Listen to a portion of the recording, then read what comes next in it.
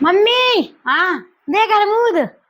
जी कंती लाई मोड़ी थी कमरू तो कंधे का भाई पेड़ पे लगे ना पेड़ पे तो लेके आऊं और वो की भाई पेड़ पे कितने सारे अमरूद आए हैं।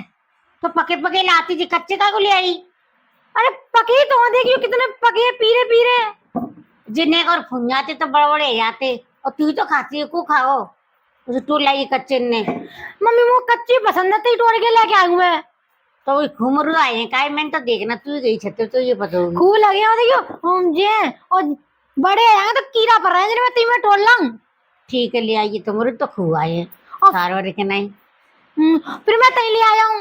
तू सब्बो दे देती है और सब्बो के घर कचू लाता तो तो मन्ना को देते ना ने और ठीक है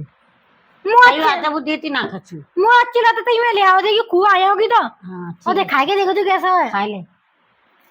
छुरी ते खा दांत टूट जाओ बड़े अच्छे हैं मम्मी। हाँ तो खा ले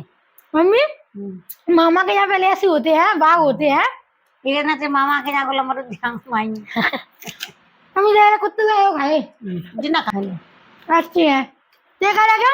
लिया छुरी ते काट के ले आओ पकू को बांटी मत मैं का देती मैंने तू बांट देवे लाए हां को ना दे दो मर्द ना खायो हां को मत दियो।